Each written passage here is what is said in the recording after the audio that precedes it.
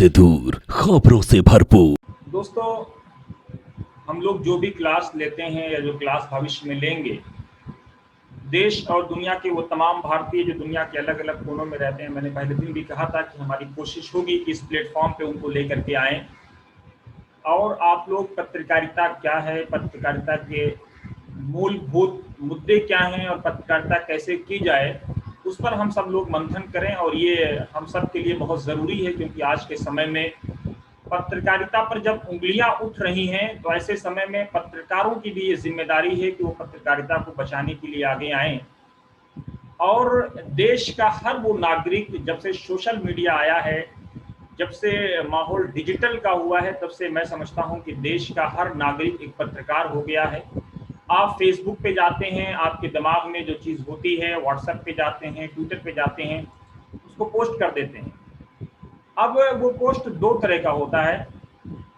पहला पोस्ट तो आपका ये हो सकता है कि उससे समाज में अच्छाई फैले, दो टूटे हुए दिलों को जोड़ा जाए, दो बिछड़े हुए लोगों को मिलाया जाए, दो पीड़ित और प्रताड़ित लोगों को इंसाफ दिलाया जाए।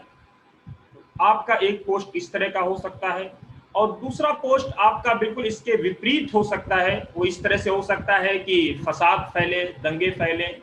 तो पत्रकारों की हमेशा से ये जिम्मेदारी रही है कि पत्रकारिता जब भी करें तो वो हमेशा से सच्चाई को देश और दुनिया के सामने लाएं, और ऐसी खबरें जो अफवाह पर मबनी हों, जो समाज में घृणा फैलाती हों, जो समाज के जो ताने बाने हैं उनको तोड़ने का काम करती हों। तो पत्रकार, कम से कम एक पत्रकार होने के नाते हम सब की ये जिम्मेदारी है कि ऐसी खबरों से बचें, ऐसी खबरों को रोकें। और समाज जो गांधीवादी हमारे भारत की संस्कृति है, मौलाना आज़ादवादी, सरदार पटेलवादी, पंडित नेहरूवादी, या ऐसे तमाम महान पुरुष, चाहे वो शहीद भगत सिंह हो, शहीद अशफाकुल्ला खान हो, वीर अब्दुल हमीद हो, ऐसे तमाम महान पुरुषों को जीवित रखना, उनके सपनों को जीवित रखना और उनके सपनों का भारत बनाना, ये हमारी और आपकी सबसे पहली प्राथमिकता होनी चाहिए। दूसरी चीज दोस्तों, इस सेशन में हम जो भी बात करेंगे, वो जो भारतीय संविधान में जो पत्रकारों को जो अधिकार दिया गया है, पत्रकारों को जो मर्यादा उनकी तय की गई है, उस मर्यादे में रहने की हम कोशिश करेंगे। तो हम अपने पत्रकार दोस्तों से इस बात की अपेक्षा करेंगे कि कोई भी ऐसी चीज ना करें और ना कहें जिससे हमारे संविधान को ठेस पहुंचती हो, हमारे संविधान को चोट पहुंचती हो, क्योंकि संविधान हम सब के लिए सबसे ऊपर है, सरोपर है। मैं समझता हूं ये बात जो शुरुआती तमहीद की थी, जो इंट्रोडक्शन रिमार्क्स था, वो आप लोगों को समझ में आ गया होगा। बीते दिनों भारत सरकार के साथ हम लोग एक मीटिंग में शरीक हुए, सहाय साहब और कई भारत सरकार के ministry of information and broadcasting के सदस्यों ने, हमारे साथ कई मीडिया कर्मी थे, लगभग पूरे देश के लोग थे, और उन लोगों ने हिस्सा लिया। भारत सरकार की तरफ से कुछ ऐसी चीज़ें सामने आई हैं जो खास तौर से डिजिटल मीडिया के ज़माने में और सोशल मीडिया के ज़माने में उनकी इम्पोर्टेंस काफ़ी बढ़ जाती है। तो मैं समझता हूं कि आज उस मुद्दे पर हम लोग बात करें तो ज़्यादा बेहतर होगा, क्योंकि अभी अभी भारत सरकार ने 2-3 दिन पहले जो हम लोगों को ब्रीफ किया है, वो आप लोगों को जानना बेहद ज़रूरी है, क्योंकि आप सब लोग सोशल मीडिया से, व्हाट्सएप से, फेसबुक से, ट्विटर से जुड़े हुए हैं। अक्सर लोग, मैं समझता हूं कि जुड़े हुए होंगे। सबसे पहले दोस्तों, मैं कुरान मजीद की एक आयत पेश करता हूं जो मीडिया को लेकर के काफ़ी इंपॉर्टेंस रखती है। कुरान मजीद में अल्लाह रब्बुल आलमीन इरशाद फरमाता है कि इन जाअकुम फासिकुम बिनबइन फतबय्यनु, कि ऐ लोगों, जब तुम्हारे पास कोई झूठा खबर लेकर के आए या कोई झूठी खबर लेकर के आए, तो सबसे पहले उसकी तहकीक कर लो, उसकी तस्दीक कर लो, उसको आइडेंटिफाई कर लो कि कहीं ये खबर जो आपके पास आई है वो खबर समाज के लिए कैसी है। कहीं समाज में इससे दो टूटे हुए दिलों को मिलाने का काम होगा या दो मिले हुए दिलों को तोड़ने का काम होगा।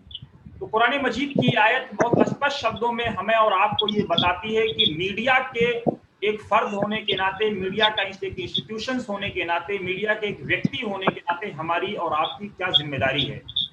फतबय्यनु मतलब साफ है कि उसको जांच पड़ताल कर लेना है, फटक विचार कर लेना है, उसके बाद ही उस खबर को हमें और आपको आगे पहुंचानी है।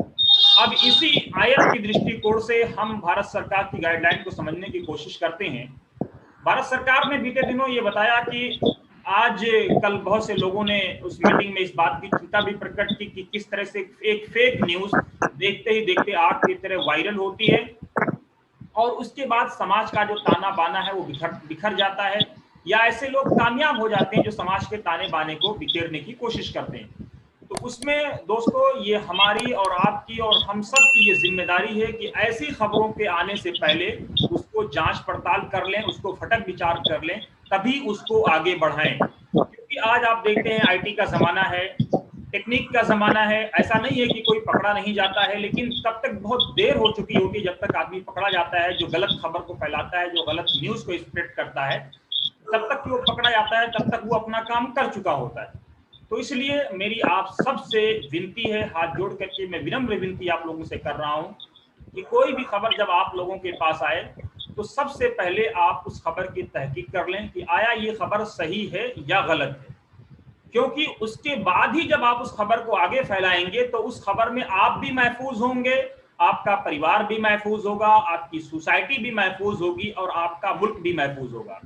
हम लोग ये समझते हैं कि कोई गलत खबर को फैला करके हम सिर्फ कुछ लोगों का बुरा करते हैं, नहीं, हम अपने मुल्क की इमेज को भी बुरा बनाते हैं, अपने मुल्क की छवि को भी बदनाम करते हैं। क्योंकि अंतर्राष्ट्रीय स्तर पर जब ये खबर बड़े पैमाने पे वायरल होती है तो लोग ये कहते हैं कि देखो कि भारत में कैसे लोग रहते हैं, किस तरह के लोग रहते हैं कि जो झूठी खबरें फैला करके समाज में घृणा फैलाते हैं। तो मैं समझता हूं कि हम लोग इस बात को जिम्मेदारी के साथ समझेंगे कि कोई भी ऐसी खबर नहीं फैलाएंगे जिससे समाज में घृणा फैले, जिससे समाज में नफरत फैले। और सरकार ने ये हर व्यक्ति की जिम्मेदारी तय की है कि हर व्यक्ति कम से कम अपने स्तर पे जिम्मेदार बने और अपने स्तर पे ईमानदार बने और कोई भी ऐसी खबर ना फैलाए जिससे समाज में अनारकी और बदअमनी फैले। दूसरी चीज, बहुत सारे लोगों के दिल में दिमाग में ये ख्याल आता है कि साहब हम भी एक अपना वेबसाइट बनाना चाहते हैं, एक अपना यूट्यूब चैनल बनाना चाहते हैं, एक अपना इंस्टाग्राम अकाउंट बनाना चाहते हैं, तो क्या इसके लिए किसी तरह का कोई रजिस्ट्रेशन है, किसी तरह की कंपनी फर्म की कोई ज़रूरत है? तो इसका जवाब बहुत स्पष्ट है। भारत सरकार ने जो दिया है, मैं पूरी जिम्मेदारी के साथ आप लोगों को बताना चाहता हूँ कि कुछ लोग आधार उद्योग में इसका रजिस्ट्रेशन करा रहे हैं, कुछ लोग कंपनी एक्ट के तहत अपनी वेबसाइट बनाते हैं, उसके बाद कंपनी एक्ट में उसका रजिस्ट्रेशन करा लेते हैं और उसके तहत चलाते हैं। लेकिन सरकार ने अभी तक कोई ऐसी चीज मैंडेटरी नहीं की है कि आप कोई वेबसाइट बनाएं या कोई यूट्यूब चैनल बनाएं तो उसके लिए कोई रजिस्ट्रेशन की जरूरत है। तो ये साफ हो गया कि जो लोग कंपनी एक्ट के तहत जा रहे हैं या आधार उद्योग के तहत जा रहे हैं वो लोग अपनी सेफ्टी के लिए जा रहे हैं। सरकार की तरफ से कोई मैंडेटरी चीज नहीं है कि आदमी किसी एक्ट के तहत रजिस्ट्रेशन करके जाए। हाँ, सरकार ने ये मैंडेटरी जरूर किया है कि आप कोई भी झूठी खबर ना फैलाएं जिससे समाज का निजाम, समाज का अमन दरहम बरहम हो जाए। अब एक सवाल और पैदा होता है कि हमने अपना एक यूट्यूब चैनल बना लिया, हमने अपनी एक वेबसाइट बना ली, तो उसको चलाएंगे कैसे, उसके रूल ऑफ लॉज क्या होंगे, उसके एथिक्स क्या होंगे? तो उसका एक सिंपल रूल ऑफ लॉ और एथिक्स यही है कि आपकी वेबसाइट पे कोई भी ऐसी खबर जो झूठी हो, जो समाज में घृणा फैलाती हो, जो तथ्यों पर आधारित ना हो, जो तथ्यहीन हो, वो आपके यूट्यूब चैनल पे, आपकी वेबसाइट पे, आपके फेसबुक पे, आपके व्हाट्सएप पे, आपके ट्विटर अकाउंट पे या आपके किसी सोशल मीडिया अकाउंट से वो नहीं जानी चाहिए। अगर जाती है, उसकी इंक्वायरी होती है तो आप पकड़े जाएंगे, आप दंडित किए जाएंगे, सजा आपको मिलेगी। अब एक सवाल और पैदा होता है कि अब हमने मान लीजिए अपना यूट्यूब चैनल बना लिया, फेसबुक बना लिया, व्हाट्सएप का कोई बड़ा अकाउंट बना लिया या अपना कोई बड़ा ग्रुप क्रिएट कर लिया, तो इसके लिए लोकल लेवल पे डीएम के यहाँ या अधिकारी के यहाँ या किसी तरह का कोई और रजिस्ट्रेशन कराने की जरूरत है? तो सरकार ने ये भी कहा है कि किसी तरह के किसी रजिस्ट्रेशन की अभी कोई जरूरत नहीं है। भारत सरकार ने 2 ईमेल आईडी जारी की है।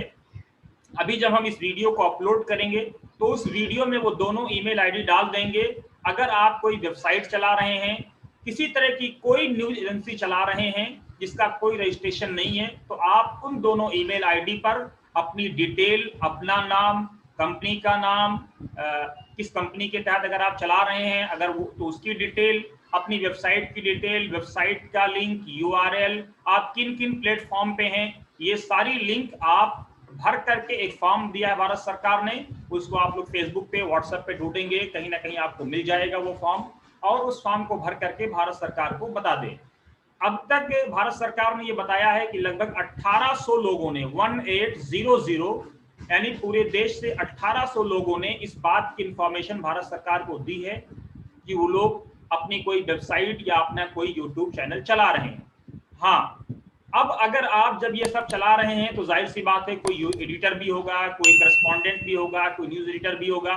उसमें एक इंपॉर्टेंट चीज है कि एक ग्रीवांस ऑफिसर होना चाहिए, यानी ऐसा अधिकारी आप अपनी वेबसाइट, अपनी कंपनी में, अपने जो आपकी ऑफिस है उस ऑफिस के अंदर कोई ऐसा अधिकारी आप नियुक्त करें और उस अधिकारी की डिटेल भारत सरकार को दें, उसका मोबाइल नंबर, उसकी ईमेल आईडी, अपनी वेबसाइट, सारी चीजें दें भारत सरकार को, जिसके तहत अगर मान लीजिए आपने कोई खबर प्रचारित किया, आपने कोई खबर अपनी वेबसाइट पे चलाई, अपने यूट्यूब चैनल पे चलाई और मुझे उस पर आपत्ति है, तो मैं भारत सरकार को ये बता सकूं कि साहब मुझे इस खबर पर आपत्ति है, तो भारत सरकार हमें और आपको उस माध्यम से, जो माध्यम है वहां के जरिए से आपको इंफॉर्मेशन देगी।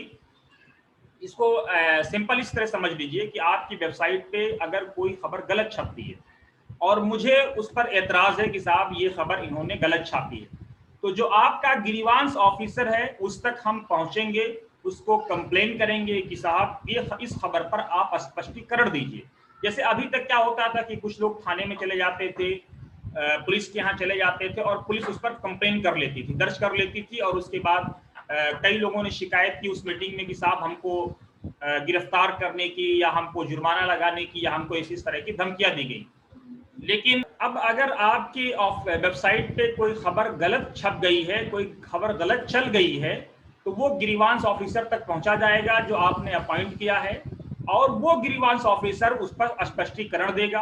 अगर स्पष्टीकरण के तहत जो आदमी शिकायत करता है वो मुतमईन हो जाता है, बहुत अच्छी बात है। लेकिन अगर वो मुतमईन नहीं होता है तो उसका नेक्स्ट लेवल है कि वो सरकार तक जाएगा, फिर उसका नेक्स्ट लेवल है कि अगर उससे भी मुतमईन नहीं हो पाया तो सरकार इमरजेंसी में लगभग 48 घंटे के लिए आपकी वेबसाइट को बिना किसी नोटिस के बताए उसको डाउन कर सकती है, और फिर उसके बाद आप जब स्पष्टीकरण देंगे, वजाहत होगी, सारी चीजें होंगी, आप माफीनामा मांगेंगे, अपॉलॉजी मांगेंगे, उसके बाद वो वेबसाइट आपकी चालू की जाएगी और भविष्य में आप ऐसी कोई गलती फिर ना करें। तो मैं समझता हूं कि ये सारी बातें जो लोग एक वेबसाइट चलाते हैं, जो लोग एक यूट्यूब चैनल चलाते हैं, उनके लिए काफी इंपॉर्टेंट हैं, उनको समझ में आ गई होंगी। अगर इस ताल्लुक से किसी भाई का कोई सवाल है तो वो अपना सवाल करें, उसके बाद हम लोग आगे बढ़ने की कोशिश करेंगे। एक एक करके आप लोग सवाल करें ताकि किसी तरह का कोई नॉइस ना हो और आप लोग डिसिप्लिन मेंटेन करें। जी, मेरा क्वेश्चन ये है कि मान लीजिए अगर यूट्यूब चैनल पे जैसे हम काम कर रहे हैं, वर्क कर रहे हैं, वो न्यूज़ कवर कर रहे हैं, तो दूसरी चीज सबसे बड़ी समस्या होती है आईडी। इसके लिए क्या करना होगा? कौन सी आईडी भाई? जैसे एज ए न्यूज रिपोर्टर की मान लीजिए आईडी होती है और हम अपना चैनल कर रहे हैं, जैसे आपने कहा रजिस्ट्रेशन नहीं कराना पड़ेगा किसी कंपनी के अधीन या किसी और तरीके से, तो अगर हम नहीं करा रहे हैं तो आईडी हम अगर जो बना रहे हैं अपनी आईडी बना ले, खुद बना ले, तो आईडी अवैध होगी या वैध होगी? एक चीज देखिए, सरकार ने इस मामले में कोई स्पष्टीकरण नहीं दिया है, लेकिन सरकार ने ये जरूर कहा है कि अभी अलग अलग स्टेट्स, जैसे पंजाब स्टेट है, वहां पे बात आई थी पंजाब स्टेट की, तो पंजाब में वेबसाइट्स को विज्ञापन भी मिल रहे हैं। वेबसाइट के लोगों को सरकारी, जिस तरह से जो पैरेलल मीडिया है, कोई टीवी चैनल है, कोई अखबार है, जिस तरह से अखबार वाले आमंत्रित किए जाते हैं प्रेस कॉन्फ्रेंस में कवर करने के लिए, उसी तरह से वेबसाइट वाले भी आमंत्रित किए जाते हैं प्रेस कॉन्फ्रेंस को कवर करने के लिए। सरकार इस दिशा में आगे काम कर रही है, लेकिन ये मान के चलिए कि आपका जो यूट्यूब चैनल है, अगर उस पर कोई गलत खबर प्रसारित नहीं होती है, उस वक्त तक आपकी कोई गिरफ्त नहीं है। आप चलाएं को जो चीज चलाना है, लेकिन कोई ऐसी चीज अपने यूट्यूब चैनल पे ना चलाएं जो नेशनल सिक्योरिटी के खिलाफ हो, जो देश की एकता के खिलाफ हो, जो राष्ट्र हित के खिलाफ हो, कोई ऐसी चीज ना चलाएं। जो भी आपको चलाना है वो चलाएं। तो मैं समझता हूं कि आपको जवाब मिल गया होगा। जी शुक्रिया। अस्सलाम वालेकुम वरहमतुल्लाह। वालेकुम अस्सलाम रहमतुल्लाह। भाई मेरा सवाल ये था कि जैसे जो यूट्यूब चैनल क्रिएट किया जाता है जी किसी भी कंटेंट के हिसाब से, मान के चलो अगर हम खबर के लिए करते हैं प्रकाशित करने के लिए, तो उसका रजिस्ट्रेशन कंपलसरी है या फिर नहीं कर सकते? क्योंकि अक्सर ये होता है कि हम खुद एक प्रेस में है, हमारे 2-3 अखबार हैं जिससे हम जुड़े हुए हैं, जैसे आज का कानपुर है और निलय दैनिक करके है। बट हम वेबसाइट एक बनाना चाहते थे और साथ में एक न्यूज चैनल क्रिएट करना चाहते थे, क्योंकि इलाके की खबरें लगाते थे। लेकिन हमारे ही कुछ पत्रकार भाई हैं जो वो कहते हैं कि इसमें मतलब कंपलसरी है करवाना रजिस्ट्रेशन, इसके बगैर आप नहीं चल सकते। नहीं नहीं, सरकार ने स्पष्ट किया है कि अभी किसी रूल के तहत कोई ऐसा कानून नहीं है। मैं जिम्मेदारी के साथ आपको बता रहा हूं। आज 2-3 दिन पहले एक मीटिंग हुई थी, सहाय साहब एक सीनियर ऑफिसर्स हैं ministry of information and broadcasting के। कुछ लोग आधार उद्योग में जा रहे हैं, कुछ लोग कंपनी रजिस्ट्रेशन एक्ट में जा रहे हैं, लेकिन सरकार का कहना है कि किसी प्रायर रजिस्ट्रेशन की कोई जरूरत नहीं है। हाँ, आप एक ईमेल आईडी, अभी जब हम ये वीडियो अपलोड करेंगे वतन समाचार पर, तो एक 2 ईमेल आईडी सरकार ने जारी किया है। उन दोनों ईमेल आईडी पर आप अपनी वेबसाइट की डिटेल, आपका एडिटर कौन है उसकी डिटेल, गिरीवांश ऑफिसर कौन होगा जो अगर कोई कंप्लेन आपकी वेबसाइट को लेकर के आती है उसकी डिटेल, आपका ऑफिस कहाँ पर है उसकी डिटेल, कुछ चीजें ऐसी हैं जो आप पूरी डिटेल भर करके, एक प्रोफार्मा है, एक फॉर्म है, उसको भी हम वीडियो में दिखा देंगे। तो आप ये भर करके आप सरकार को भेज दें, बस इतनी अभी जरूरत है, बाकी किसी तरह की कोई जरूरत नहीं है। और 1800 लोगों ने अभी तक गवर्नमेंट ऑफ इंडिया को अप्रोच किया है और उन्होंने अपनी डिटेल सबमिट की है, उनमें से एक वतन समाचार भी है। जी जी जी। बट क्या होता है कि अगर हम करते हैं ऐसा, फिर किसी विज्ञापन के लिए जाते हैं तो अक्सर लोग नहीं देते हैं, कोई वैल्यू ही नहीं देते हैं। जी, आपकी बात बिल्कुल सही है कि विज्ञापन, तो इसका भी ये जवाब अभी मैंने शोएब कमर साहब को दिया है कि पंजाब सरकार ने ऐसा एक प्रावधान पेश किया है कि वेबसाइट वालों को भी पंजाब सरकार विज्ञापन दे रही है। इस तरह से कुछ और सरकारें हैं। तो धीरे धीरे जैसे ये मेच्योरिटी आगे बढ़ती जाएगी, सरकारें खुद आप लोगों को अप्रोच करेंगी, क्योंकि डिजिटल मीडिया की इंपॉर्टेंस से किसी को इनकार नहीं है और ना कोई इनकार चाह करके भी कर सकता है। जी जी। तो सर अगर वो ईमेल आईडी आप बता देते कहाँ पे है कहाँ पे नहीं, तो उसको हम जाकर देख लेते। बिल्कुल, अभी चूंकि अभी मेल आईडी मुझे याद नहीं है, जब ये वीडियो हम वतन समाचार पे अपलोड करेंगे 1-2 घंटे बाद, तो उसमें हम मेंशन कर देंगे और उस ईमेल आईडी पे आप जा करके आप भेज दें अपनी सारी डिटेल सरकार को। और एक जो जो चीज़ें भर भर के भेजनी है वो सारी डिटेल्स हम उसमें दिखा देंगे ताकि आप लोगों को भेजने में आसानी हो। जी जी, शुक्रिया, जज़ाकल्लाह। आप सुन पा रहे हैं? जी जी, मैं आपको सुन रहा हूँ। आप कोर्स करना चाह रहे हैं पत्रकारिता का? हाँ, कोई 6 महीने का हो इस तरह का, तो उसके लिए प्लीज़ थोड़ा सा बता दीजिए। और दूसरी बात यह है, मैं टिकटॉक पे वीडियो बनाता था तो उसमें एंटी गवर्नमेंट ही वीडियो बनाता था, मैं उसकी पॉलिसीज़ के खिलाफ, गवर्नमेंट की पॉलिसीज़ के खिलाफ। लेकिन मैं अब तक अपना यूट्यूब चैनल शुरू नहीं कर पाया हूँ और अब मैं कुछ बता नहीं सकता उसमें कैसे क्या करना है। हालांकि चैनल मैंने बनाया है, एकदम मैं वीडियो अपलोड करने की कोशिश की, लेकिन कुछ व्यूज नहीं, 0 व्यूज है उस पर। इस तरह से हो रहा है। देखिए, गवर्नमेंट की पॉलिसीज को क्रिटिसाइज करना ये गलत नहीं है, पहले तो ये जान लें। गवर्नमेंट की पॉलिसीज को आप क्रिटिसाइज कर सकते हैं। संविधान और गवर्नमेंट 2 अलग चीजें हैं। सरकार जैसे मान लीजिए एनआरसी और एनपीआर का एक लॉ लेकर के आई, आसाम में सभी लोगों ने उसका विरोध किया, देश के अलग अलग हिस्सों में सभी समुदाय और जात के लोगों ने इसका विरोध किया। तो सरकार के किसी लॉ से आप असहमत हो सकते हैं, लेकिन संविधान में जो अधिकार पत्रकार के नाते आपको दिए गए हैं कि आपको किस तरह से रूल ऑफ लॉ को मेंटेन करना है, किस तरह से उसकी डिग्निटी को मेंटेन करना है, किस तरह से उसको आराम से लेकर के चलना है और किसी तरह का कोई समाज में अनार्की ना फैले, तो ये आपको समझना है कि एक पत्रकार होने के नाते कि आपकी पत्रकारिता से रूल ऑफ लॉ का, कॉन्स्टिट्यूशन का, रूल ऑफ जर्नलिज्म का वायलेशन ना होने पाए, नंबर 1। दूसरा, जो कोर्स आप बता रहे हैं, तो बहुत से ऐसे इंस्टीट्यूट हैं जो 6 महीने और साल भर का कोर्स कराते हैं। खुद भारत सरकार की जो यूनिवर्सिटी है हैदराबाद की, जो डिस्टेंस मोड पे कराती है, अगर आप ग्रेजुएट हैं तो मौलाना आज़ाद नेशनल उर्दू यूनिवर्सिटी हैदराबाद में इस्टेब्लिश है। और DJMC एक उनका कोर्स है, diploma in journalism and mass communication, बहुत सस्ता कोर्स है, 4-5 हज़ार 6 हज़ार रुपए में हो जाएगा। आप असाइनमेंट सबमिट करके आप उस कोर्स को कर सकते हैं और एक बाकायदा सर्टिफाइड जर्नलिस्ट आप हो सकते हैं। उसके अलावा भी और अलग अलग इंस्टीट्यूट कराते हैं, उनसे आप अप्रोच करें, आपके आस पड़ोस में भी होंगे। दिल्ली में इंस्टीट्यूट है जी NIMC, national institute of mass communication, new friends colony में है, वो लोग भी कराते हैं। अगर आप चाहेंगे तो मैं उनसे भी कांटेक्ट करा दूंगा। मौलाना आजाद नेशनल यूनिवर्सिटी में है, अगर आप चाहेंगे तो वहाँ भी जो मैं आपकी मदद कर सकता हूँ, फॉर्म कैसे भरना है, क्या करना है, तो जो बेसिक मदद हो सकती है वो आपकी वतन समाचार की तरफ से की जाएगी, उसमें कोई प्रॉब्लम नहीं होनी चाहिए आपको। ठीक है, थैंक यू सर, मैं कांटेक्ट करूंगा सर आपसे, क्योंकि मुझे थैंक यू। आपका एक जिम्मेदार शहरी बनिए, एक जिम्मेदार नागरिक बनिए और भीड़ के साथ चलने की आदी मत बनिए, अपना रास्ता खुद बनाइए। हाँ, मैं पहले ऐसे ही हल्के फुल्के वीडियोस बनाता था टिकटॉक पे, थोड़ा अलग टाइप के, लेकिन जैसे ही NCA NRC और NPR आया, मैं माशाल्लाह मैं शाहीन बाग भी गया था उस वक्त में, जनवरी फरवरी में मैं शाहीन बाग गया था। तो उसके बाद से मेरा जहन तुरंत बदला और जो मैं बनाता था टिकटॉक पे वीडियो, मैंने अपना पूरा ही मोटो ही चेंज कर दिया। देखिए मैं जी बार बार कह रहा हूँ कि भीड़ के साथ चलने के आदी मत बनी। जब किसी लॉ को, जो गवर्नमेंट कोई कानून ला रही है, अगर आप उसका विरोध कर रहे हैं तो पहले उसको समझें कि इस लॉ को विरोध क्यों करना चाहिए। जैसे मान लीजिए मैंने विरोध करना शुरू कर दिया, तो इसका ये मतलब नहीं है कि आप भी इसका विरोध करें। पहले आप उसकी बारीकी में जाएं कि इसके नुकसानात क्या हैं, फायदे क्या हैं, गरीब पे इसका इम्पैक्ट क्या पड़ेगा, अमीर पे इसका इम्पैक्ट क्या पड़ेगा, मिडिल शहरी पे इसका इम्पैक्ट क्या पड़ेगा, आम जनमानस पे इसका इम्पैक्ट क्या पड़ेगा, परिंदों पे इसका इम्पैक्ट क्या पड़ेगा। जैसे मान लीजिए कोई ऐसा रूल आ जाता है कि साहब पेड़ों को काटिए, तो भाई पेड़ों को काटने से सब इफेक्ट होंगे, चरिंद परिंद, आम इंसान, आम जनमानस। इस तरह से कोई भी चीज, कोई भी रूल आए तो उसका कम से कम समझने की कोशिश कीजिए। ठीक है भाई?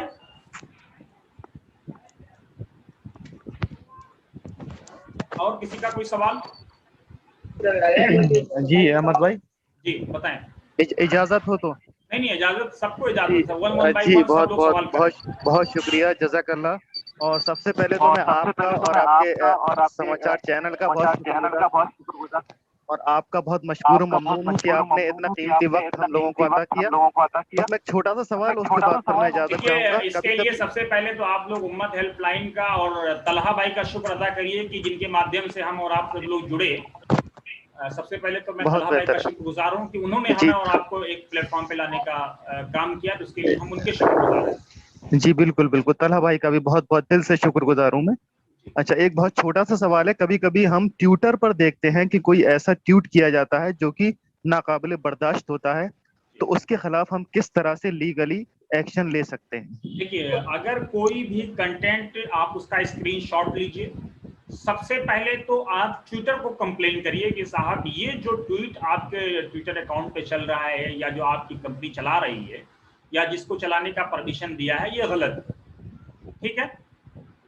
अगर ट्विटर एक्शन ले लेता है तो बहुत अच्छी बात है। आपने देखा होगा बीते कुछ दिनों में, आपको इस बात का तजुर्बा हुआ होगा कि कई सरकार के कुछ ऐसे मंत्री भी थे जिन्होंने कुछ ऐसे ट्वीट्स किए जिस पर आपत्ति थी, तो ट्विटर ने उस पर एक्शन लिया और उनके ट्विटर अकाउंट को कुछ घंटों के लिए, कुछ दिन के लिए ब्लॉक किया।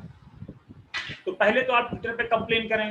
अगर ट्विटर कंप्लेन उसको ले लेता है, एक्सेप्ट कर लेता है, तो बहुत अच्छी बात है। और हमें उम्मीद है कि ट्विटर उस पर जरूर कोई भी ऐसा कंटेंट जो संविधान के, कॉन्स्टिट्यूशन के, भारत के रूल के, भारत के लॉ के, भारत के आइन के खिलाफ होगा, तो जरूर उस पर एक्शन लेगा। लेकिन उसके बावजूद अगर ट्विटर एक्शन नहीं लेता है, तो आपके पास जो हमारा IT एक्ट है उसके तहत बहुत सारे प्रावधान है। आप अपने इस ग्रुप में मैं देख रहा हूँ कुछ वकील हजरात भी हैं, तो उन वकीलों से राब्ता करें। उसका स्क्रीनशॉट सबसे पहले जरूर लेने, याद रहे स्क्रीनशॉट ले लें, ताकि सनद रहे। अगर आप किसी कंप्लेन करने जा रहे हैं तो आपके पास प्रूफ होना चाहिए। अगर स्क्रीनशॉट नहीं लेंगे तो आप नुकसान में पड़ जाएंगे। इसलिए सबसे पहले लीगली अपने आप को मजबूत करिए। अहमद भाई, ट्विटर, जी जी अहमद भाई, हेलो। ट्विटर पर जैसे हेलो। आपने कहा कि ट्विटर पर कंप्लेंट करिए, उसका क्या तरीका है? उसको आप जब ट्विटर अकाउंट पे जाएंगे तो उस पर ट्विटर का अपना कंप्लेन डिटेल दिया रहता है कि कैसे आपको ट्विटर पे कंप्लेन करना है। तो वहां पे जाकर के आप ट्विटर को सीधे कंप्लेन लिखें कि आपका ये जो ट्वीट है ये गलत है, इसको आप ठीक करिए, इसका फैक्ट ये नहीं, फैक्ट ये है। ठीक है, बहुत बेहतर है, शुक्रिया सर। जी सर।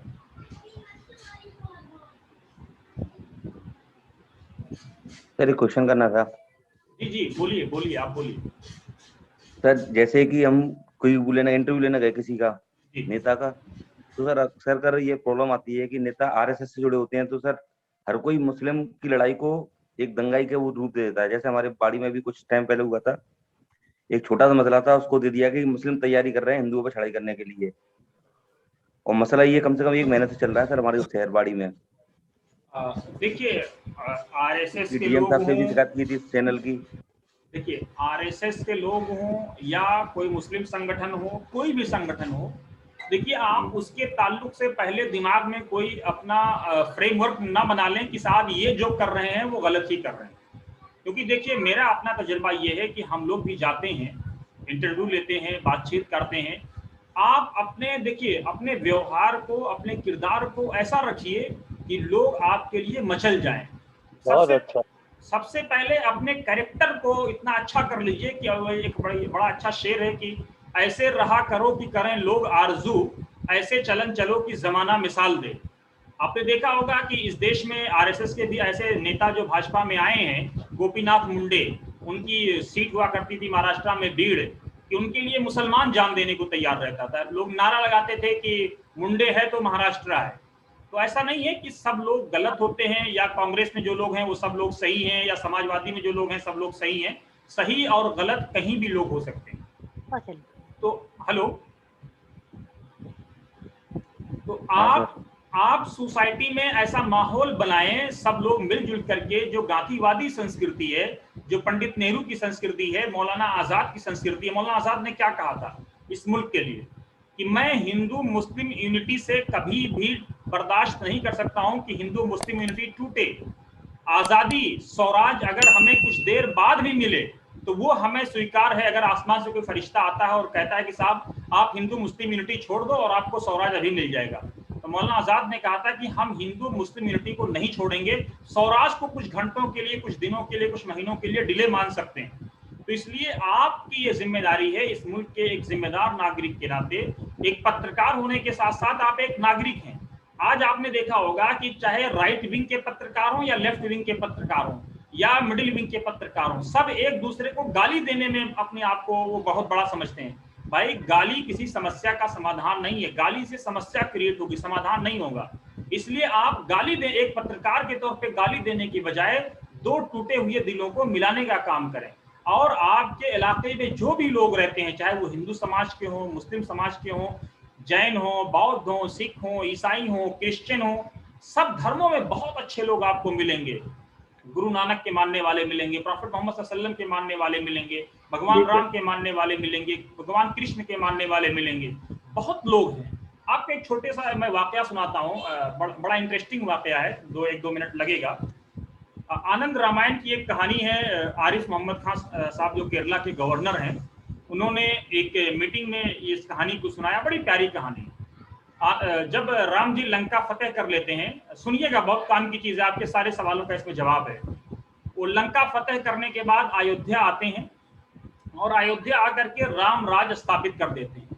जब अयोध्या में लंका फतेह होने के बाद राम राज स्थापित होता है तो एक कुत्ता आता है, राम जी से कहता है कि साहब हमें फला मंदिर के पुजारी ने बिना किसी कसूर के, मेरा कोई गुनाह नहीं था तब भी उसने मुझे मारा है। शिकायत कौन कर रहा है? एक कुत्ता। शिकायत किसकी कर रहा है? एक पुजारी की, जो एक इबादत कर रहा है, राम जी की जो पूजा कर रहा है। भगवान राम की अदालत से एक आदेश होता है, इसकी इंक्वायरी होती है और उसके बाद राम जी की अदालत से इंक्वायरी होने के बाद इस नतीजे पे पहुंचती है जो कमेटी इंक्वायरी करती है कि कुत्ते का कोई कसूर नहीं था। इसलिए उसके बावजूद, कुत्ते का कोई कसूर नहीं था, सुनिएगा ध्यान से, उसके बावजूद पुजारी ने कुत्ते को मारा है।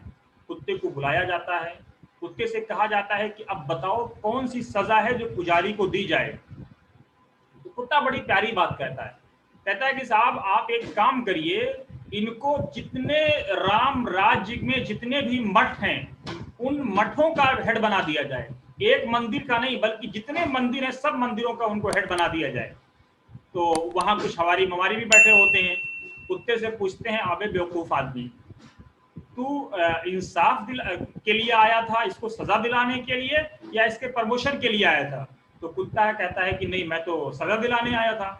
तो तो बोले भाई अभी तो ये एक मंदिर का मालिक था, अब जितने मंदिर हैं सबका मालिक बन जाएगा। तो कुत्ता कहता है कि जब आदमी को अथाह पावर मिलती है तो वो बेलगाम हो जाता है। जब वो बेलगाम होता है तो कुछ ऐसे फैसले लेता है जो फैसले जनमानस के खिलाफ होते हैं, जो जनमानस के विपरीत होते हैं, जनता के विपरीत होते हैं। तो इस कुकर्म के बदले में, चूंकि मेरा भी यही हाल था, तो मुझे भी जब अथाह पावर मिली तो मैंने कुछ ऐसे फैसले लिए जो जनता के हित के खिलाफ थे। तो मेरा जो अगला जन्म हुआ, जो ये वाला जन्म है, ये कुत्ते वाला जन्म हुआ। तो मैं चाहता हूं कि इस पुजारी का भी ये बेलगाम हो जाए और कुछ ऐसे कुकर्म करे कि इसका अगला जन्म कुत्ते वाला हो। समझ गए आप? जी जी।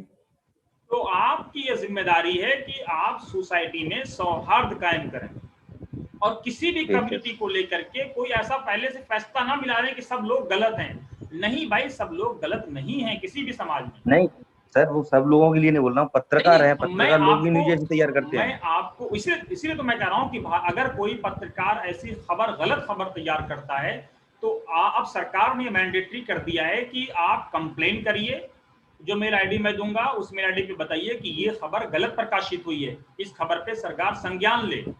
जैसे मैं आपको एक मिसाल दूं कि एक संगठन है Indian Muslims for progress and reforms, IMPAR के नाम से जानी जाती है। एक वीडियो आया वाराणसी से, कोई भड़काऊ वीडियो था। उसके राष्ट्रीय जो है चेयरमैन है डॉक्टर एमजे खान साहब, उन्होंने वाराणसी के जो पुलिस अधीक्षक हैं उनको कंप्लेन किया। 2-3-4 कंप्लेन में आगे पीछे कंप्लेन फॉलो अप हुआ और उस पर बाकायदा पुलिस ने इन्फॉर्म किया कि हमने ये एक्शन लिया है।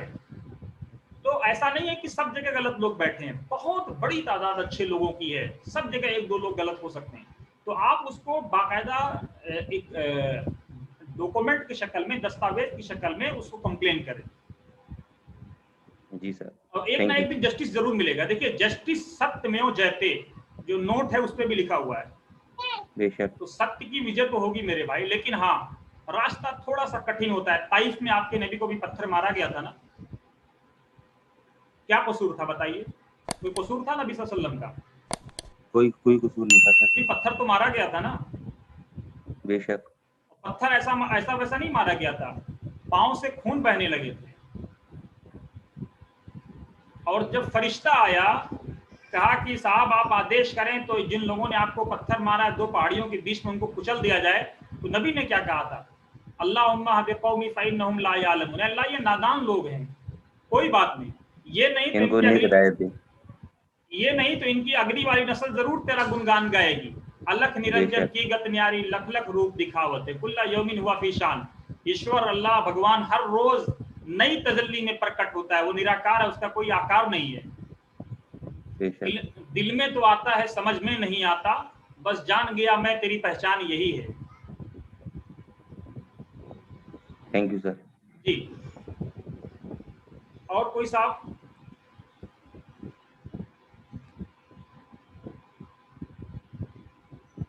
जी अस्सलाम वालेकुम। वालेकुम अस्सलाम रहमतुल्लाह। जी बोल रहा हूँ कि ये जो हम लोग पत्रकारिता का जो कर रहे हैं, इसमें क्या mass communication and media journalism को कोर्स जरूरी है? नहीं, या कोई भी आम आदमी कर सकता है? कोई भी आदमी पत्रकार बन सकता है। बस पत्रकारिता के जो, देखिए अगर आप पढ़ लिख के पत्रकार बनेंगे तो आप अच्छी पत्रकारिता बनेंगे। जैसे एक किसान होता है, अगर आप उसको बैल लेकर के खेत में दौड़ा दीजिए तो वो उस तरह से जुताई नहीं कर पाएगा जो एक मझा हुआ किसान जुताई करता है। तो इसलिए अगर पढ़ लिख करके पत्रकारिता करेंगे तो ज्यादा अच्छी पत्रकारिता कर पाएंगे। मैं समझता हूँ कि खबर कैसे लिखनी है, खबर का इंट्रो कैसे लिखना है। आजकल लोग क्या होता है कि खबर भी लिखते हैं, इंट्रो भी लिखते हैं और अपना ओपिनियन भी दे देते हैं। ओपिनियन देने के लिए एडिटर के लिए एक पेज होता है, एडिटोरियल पेज, उस पर आप अपना ओपिनियन दीजिए। खबर के अंदर आप ओपिनियन नहीं दे सकते। आप खबर लिख दीजिए कि ऐसा एक वाकया हुआ, सरकार की तरफ से ये स्कीम आई, मान लीजिए एक कोई स्कीम चलती है, उसमें कुछ लोगों को स्कॉलरशिप मिली और कुछ लोगों को स्कॉलरशिप नहीं मिल पाई, इतने लोगों को मिली, इतने लोगों की ये कंप्लेन है। तो जाहिर सी बात है सरकार उस पर संज्ञान लेगी और जिन लोगों को नहीं मिला है उनको इस करने की वो एक पेंशन या स्कीम या स्कॉलरशिप देने की कोशिश करेगी। लेकिन आप अगर लिख दें नहीं साहब ये मुसलमान हैं इसलिए इनके साथ अन्याय हो रहा है, नहीं, ऐसा नहीं है मेरे भाई। आप कम से कम अप्रोच करिए। हिम्मत मर्दा मदद खुदा, बढ़ते रहिए, कदम चूम लेती है खुद बढ़ के मंजिल, मुसाफिर अगर अपनी हिम्मत ना हारे। हम लोग हिम्मत हार जाते हैं। जी, तो आगे आप लोग का गाइडलाइन होगा, उसके आधार पे काम होगा। ऐसा मेरा फेसबुक पेज है, जी जी, तो फेसबुक पेज पे लगभग 5,500 फॉलोवर हैं। गुड गुड गुड शाहनवाज साहब। तो हाँ, और 2 पेज है, तो एक पेज में 500-550 है। यूट्यूब चैनल भी है, लेकिन यूट्यूब चैनल मतलब उस पर कुछ कंटेंट वगैरह ज्यादा डालता नहीं हूँ, तो लोग का लाइक व्यू या जो भी बोले तो वो है नहीं। डालते रहिए, धीरे धीरे अच्छी चीजें डालिए। देखिए समाज में प्यार इतना भर दीजिए कि नफरत फैलाने वाले हार जाएं। सर हाँ सर, हो गया। जी, तो आगे आप लोग गाइडलाइन होगा, उस हिसाब से काम कर लिया जाएगा। जरूर जरूर, हम लोग नए नए एक्सपर्ट्स लाएंगे आप लोगों के पास, जी और धीरे धीरे चीजों को आगे जी बढ़ाया जाएगा। जी हेलो सर, हर एक इशू पे मुख्तसर बात होनी चाहिए, क्योंकि बिल्कुल। हर एक जो व्यूअर्स हैं यहाँ पे, तो आपकी जो बात है वो डिटेल से सुनना चाहते हैं, जी इसलिए एक ही इशू। आई एम सॉरी, मैं माफी चाहता हूँ शोएब साहब की तरफ से। आप अपना सवाल करें प्लीज। नहीं नहीं सर, तो हमारा ये कहना था कि हिंदुस्तान लेवल पर कोई मुकम्मल चैनल नहीं क्या बन सकता जो मुसलमानों के मसले हल कर सके? देखिए पठान साहब नाम है आपका? एक मिनट का चार्ज करवा के आप तो ही। हेलो क्या नाम है आपका? हेलो हेलो, जी आप अपना नाम बताएं। हाँ, अफजल शेख, लातूर महाराष्ट्र से सर मैं। देखिए अफजल शेख साहब, मुसलमानों का चैनल होना, हिंदुओं का चैनल होना, ये समस्या का समाधान नहीं है। देखिए बिजली आएगी तो सबके घर जाएगी, रोड बनेगा सब लोग चलेंगे, हॉस्पिटल बनेगा सब लोग फायदा उठाएंगे, स्कूल्स बनेगा सब लोग फायदा उठाएंगे, कोई भी गवर्नमेंट की वेलफेयर स्कीम आएगी उस पर सब लोग फायदा उठाएंगे। मसला क्या है, देखिए इस तकरीबन 3 लाख करोड़ रुपए से ज्यादा की वेलफेयर स्कीम से गवर्नमेंट ऑफ इंडिया की, हम लोग एक मिनिस्ट्री ऑफ माइनॉरिटी का 3-4 हजार करोड़ का बजट है, उसको लेकर के झुंझुना दौड़ते रहते हैं, और अलग अलग जो मिनिस्ट्रीज हैं, जो एचआरडी की स्कीम्स है, जो डिफेंस की स्कीम्स हैं, जो होम की स्कीम्स हैं, जो फाइनेंस की स्कीम्स हैं, उसकी तरफ देखते भी नहीं। इसलिए देखिए कोई भी चैनल जब आप किसी डेमोक्रेटिक सेटअप में, जैसे मान लीजिए आपने एक मुसलमान का चैनल बना लिया, मैं मान लेता हूं आपने बना लिया, तो क्या किसी हिंदू के साथ जुल्म होगा तो उसको आप नहीं उठाएंगे? इसलिए आप चैनल को मानवता की बुनियाद पर, इंसानियत की बुनियाद पर, आपके नबी कौन सा मैसेज लेकर के आए थे? वमा अरसलनाका इल्ला रहमतल लिल आलमीन, ऐ नबी हमने आपको नहीं भेजा है, लेकिन अगर भेजा है तो मकसद क्या है? दुनिया वालों के लिए रहमत बना के भेजा है, चाहे वो हिंदू हो, मुसलमान हो, चरिंद हो, परिंद हो, पेड़ हो, पौधे हो, सबके लिए। अफजल साहब मेरी बात पहुंच रही है आप तक? हाँ सर, बिल्कुल सर। इसलिए और दूसरी चीज, कुरान का ये ऐलान है, समझिए कि फीहे शिफाउन लिन्नास, कि कुरान मजीद में सिर्फ जो दम दुरूद होगा, जो फातिहा होगी, सिर्फ उस पे मुसलमान फायदा नहीं उठाएंगे। फीहे शिफाउन लिन्नास, हर व्यक्ति, संसार में रहने वाला हर व्यक्ति कुरान से फैज़याब होगा, कुरान से उसको लाभ मिलेगा। इसलिए आप मजहब की बुनियाद पर देखिए, कोई भी पॉलिटिकल पार्टी जब वो मजहब की बुनियाद पे बनती है तो वो टूट जाती है। कोई भी धर्म, कोई भी जात, जब उसमें आप मजहबी उन्माद बढ़ा देंगे कि साहब कट्टरता, शिद्दत, तो वो सिरादा बिखर जाएगा। फ्लेक्सिबिलिटी रखिए, वलो कुन तफद्दन गलीज़ल क़ल्बि लनफ़द्दू मिन हौलिक, ऐ नबी आपका जो दिल है, जो आपके सीने में धड़कता हुआ दिल है, वो रहम है, वो दयालु है, वो कृपालु है, इसलिए लोग आपके पास आते हैं और आपकी अमृत के घूंट पीते हैं। अगर वो कठोर दिल होता, उसमें सिर्फ मुसलमानों के लिए जगह होती, तो हिंदू क्यों आएगा भाई? सिख क्यों आएगा? अगर लंगर लगे, उसमें कहने साहब सिर्फ सिख लोग खाना खाएंगे, बाकी लोगों को नहीं खिलाएंगे, तो कोई क्यों जाएगा गुरुद्वारे में? इसलिए मजहब की बुनियाद पे कोई भी सेटअप करने की बात मत करिए, बल्कि मानवता की बुनियाद पे सेटअप करिए। और आप जब सबील लगाएं, लंगर लगाएं, तो उससे सभी धर्म के सिलाए आम है यारान नुक्तादां के लिए, सब लोग इससे फैज उठाएं। हाँ सर, यकीनन ये सच है। हेलो जी बोलें। हाँ सर, यकीनन सच है, लेकिन आप देखिए जिस तरीके से रिजर्वेशन का मसला है, तो हमारे महाराष्ट्र में मुसलमानों को रिजर्वेशन हाईकोर्ट ने दिया था, फिर भी यहाँ के बीजेपी के गवर्नमेंट में उसको स्टे लगा लिया। तो कहीं ना कहीं ये जो गवर्नमेंट की पॉलिसी है बीजेपी की, तो मुसलमानों के खिलाफ है सर। देखिए, हाई कोर्ट ने दिया था, गवर्नमेंट ने स्टे लगा दिया, दोबारा आप हाई कोर्ट जाइए, कंटेम्प्ट ऑफ कोर्ट की बात करिए, हाई कोर्ट में नहीं मिला आप सुप्रीम कोर्ट जाइए। लड़ाई निरंतर जारी रहनी चाहिए। लोकतंत्र इसी का नाम है कि आप अपनी जो बात आपको सही लगती है उसको लेकर के हर दरवाजे को खटखटाएं, कहीं ना कहीं एक ना एक दिन आपकी फरियाद जरूर सुनी जाएगी। हाँ सर, थैंक यू सर। लेकिन अस्सलाम वालेकुम सर। वालेकुम अस्सलाम। सर मेरा नाम शोएब है, मैं जयपुर से। सर आपसे एक सवाल ये करना था, पिछले सेशन में सर मैं ज्वाइन नहीं हो पाया था क्योंकि जूम की कुछ टेक्निकल प्रॉब्लम की वजह से। सर मैं ये पूछना चाहता हूँ, आपने हमें विजन तो बता दिया, जैसे एक विजन है, लेकिन उस पे जैसे एक पाथ होता है, उस पर चलने के लिए रास्ते होते हैं सर, वो गाइडेंस थोड़ी सी आप बता देंगे तो आपका बहुत शुक्रगुजार रहूंगा मैं, क्योंकि सर मुझे इस चीज के बारे में मालूम नहीं है कि क्या करना है हमें, सिर्फ मुख्तसर से सर। देखिए, आपको सिर्फ एक काम करना है, एक सिंपल शब्दों में ये समझ लीजिए कि आपकी जात से आप जो एक इंसान है, उस इंसान के नाते किसी पत्थर को भी तकलीफ ना पहुंचे जाए कि वो आप इंसान को तकलीफ दे। अगर आप ये समझ गए तो आप सब कुछ कर ले जाएंगे, दुनिया भी आपकी पार है और उक़बा भी आपका पार है।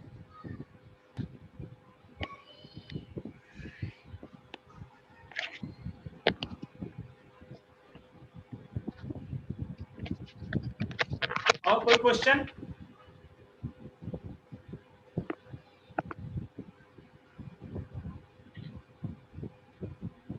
हेलो जी बताएं सर, मैं ये कह रहा था सर, ये चीज तो आपने माशाल्लाह बहुत अच्छी बताई, लेकिन सर एक चीज ये पूछ रहा था, जैसे ये जो सेशन चल रहा है इसका स्टेप बाय स्टेप जो प्रोसेस है, किस तरीके से ट्रेनिंग होगी, क्या प्रोसेस होगा सर, वो आप बता देंगे तो बहुत अच्छा होगा सर हमारे लिए, क्योंकि एक गाइडनेस होगी ना तो उस पर हम आसानी से चल सकेंगे। देखिए, हम लोगों ने शुरू इसलिए किया है ताकि पत्रकारिता के बारे में आप लोगों को अवेयर कर सकें। जैसे आज हमने एक बार पिछले सेशन में हमने बात की थी पत्रकारिता क्या है, आज हमने बात की कि आप अगर कोई वेबसाइट चलाना चाहते हैं, कोई यूट्यूब चैनल चलाना चाहते हैं तो उसके लिए सरकार की क्या गाइडलाइंस है, कैसे आप अपने आप को लाएंगे।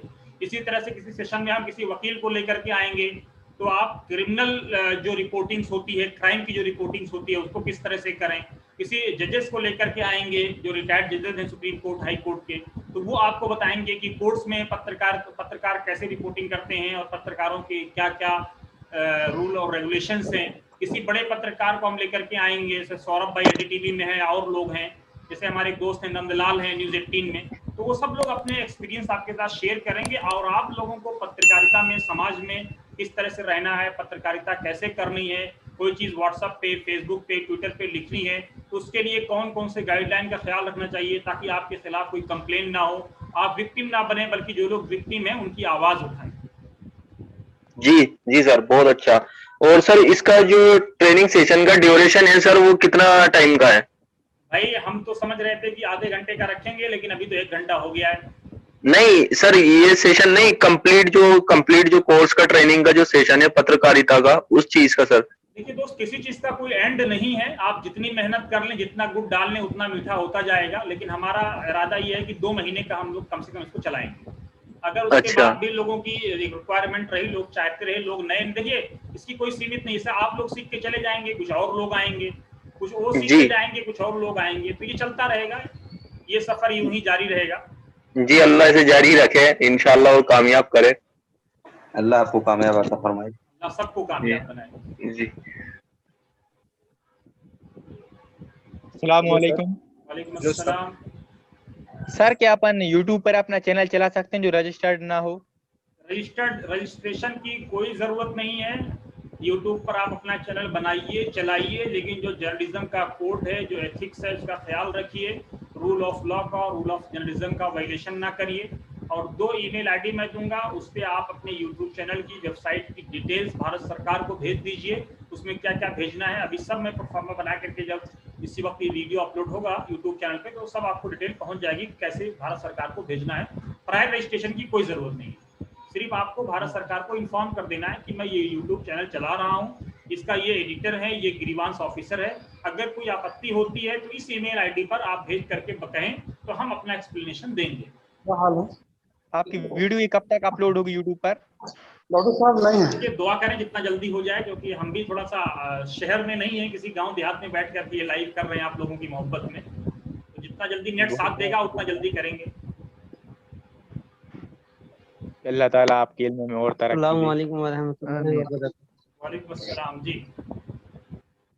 सर मैं ये जानना चाह रहा था, जैसे यूट्यूब पे और फेसबुक पे हमें अपना चैनल स्टार्ट करना है जी। तो उसका कुछ लिंक हमें पता चल जाए किस तरीके से हमें भेजना करना है उस पे?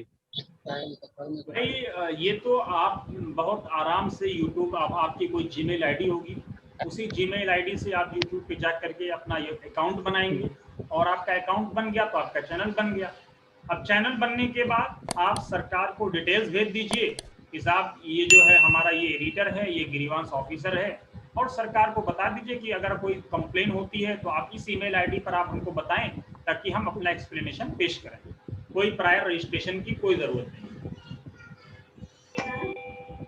जी सर, आपने सारे डाउट क्लियर कर दिए माशाल्लाह बहुत ही अच्छे तरीके से। तो आप सब लोगों का दिल की अथाह गहराइयों से बहुत बहुत शुक्रिया। आप लोग आए, आप लोगों ने ज्वाइन किया। अहमद भाई जी। अहमद भाई, एक आखिरी सवाल अगर इजाजत हो, बहुत छोटा सा। आप बोलिए।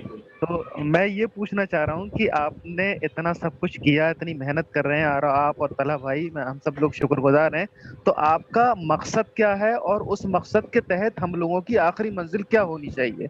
देखिए, हमारा मकसद यही है कि सच्ची खबरें और अच्छी खबरें दुनिया में जाएं और ऐसे सेंसिटिव लोग पैदा हों जो खबरों में तमीज कर सकें कि सही खबर क्या है और गलत खबर क्या है, और जो उसकी लीगल लड़ाई है, जुडिशरी जो लड़ाई है, उस लड़ाई, उस कानून के तहत लड़ाई लड़ें। अनाप शनाप की बातें करना, हवाई बातें करना, उससे कोई फायदा नहीं।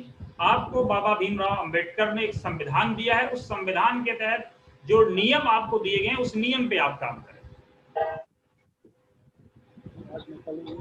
और हर व्यक्ति जिम्मेदार नागरिक बने। बस हमारी एक ही कोशिश है। बाकी जिस दिए में जान होगी वो दिया रह जाएगा, जो जितना मेहनत करेगा वो उतना आगे जाएगा।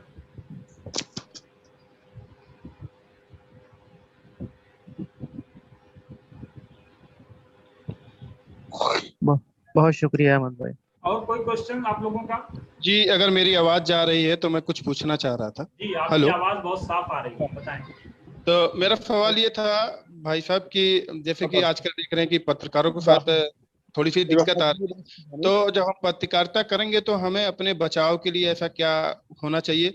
और दूसरी चीज, जो हम ट्रेनिंग सीख रहे हैं, तो क्या बाद में हमें कोई ऐसा सर्टिफिकेट मिलेगा कि जिससे हम भारत सरकार की नजर में एक कानूनन मान्यता रखेंगे कि हम पत्रकारिता कर सकते हैं?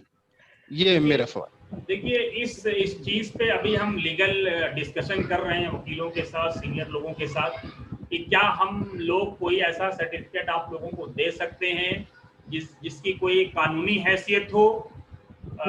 उस नतीजे पे अभी तक हम नहीं पहुंचे हैं। हाँ, इतना जरूर है कि हम वतन समाचार की तरफ से, तला भाई की तरफ से एक सर्टिफिकेट आपको देंगे कि आप लोग हमारे साथ 2 महीना 3 महीना ट्रेनिंग में रहे और आपने इन चीजों पे सीखा है, ट्रेनिंग ली है।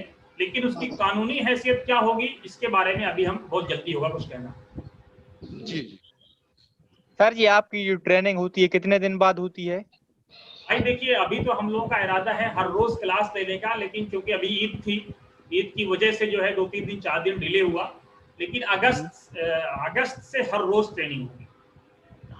टाइम ये 11 बजे से 11 बजे से कोई भी टाइम तय हो जाएगा। म्यूचुअल में कोई 11 बजे कंफर्म नहीं है, जैसे गेस्ट के ऊपर है। जैसे मान लीजिए कोई आदमी दुबई से जुड़ रहा है आप लोगों को ट्रेनिंग देने के लिए, तो वो अपने कंफर्ट के हिसाब से जुड़ेगा, हमारे कंफर्ट के हिसाब से तो नहीं जुड़ेगा। कोशिश करेंगे कि जो म्यूचुअल अंडरस्टैंडिंग हो उसके तहत बात पहुंचे आप लोगों तक। Hello sir. जी सर, हेलो, आवाज आ रही है मेरी? आ रही है। सर, टाइम में कुछ चेंज हो सके तो हमारा क्या है कि कॉलेज का लेक्चर रहता है, इसके लिए हम मॉर्निंग में अटेंड नहीं कर सकेंगे लेक्चर। 1 अगस्त के बाद आप लोगों के हिसाब से अगर इंडिया के लोगों को हमने इनवाइट किया, मतलब जो इंडिया में रह रहे हैं, तो 1 अगस्त के बाद आप लोगों के हिसाब से करेंगे। लेकिन अगर कोई भारतीय नागरिक है जो एनआरआई है, दुनिया के अलग अलग देशों में रह रहा है, तो फिर हमारी मजबूरी होगी, जो टाइम वो देंगे उस टाइम हमको करना पड़ेगा। Okay sir, thank you. तो फिर खत्म किया जाए। जी सर, जी सर। आप लोगों का बहुत बहुत बहुत शुक्रिया। बस एक बात याद रखिए, अल्लामा इकबाल का एक शेर कि बादिए तुंदे मुखालिफ से न घबराए उक़ाब, ये तो चलती है तुझे ऊंचा उड़ाने के लिए, और गैर परों से उड़ सकते हो हद से हद दीवारों तक, अंबर पर तो वही उड़ेंगे जिनके अपने पर होंगे। तो खुद उड़ने की सलाहियत रखिए। पेरोल पे किसी के उस पर जो है आप उस पे मत चलिए। अपनी दुनिया आप पैदा कर, अगर जिंदों में है, अगर मेरा नहीं बनता न बन अपना तो बन। चलिए, बहुत बहुत शुक्रिया आप लोगों का, बहुत बहुत शुक्रिया आप लोगों ने अपना वक्त दिया। Again thanks. शुक्रिया, आपने इतनी अच्छी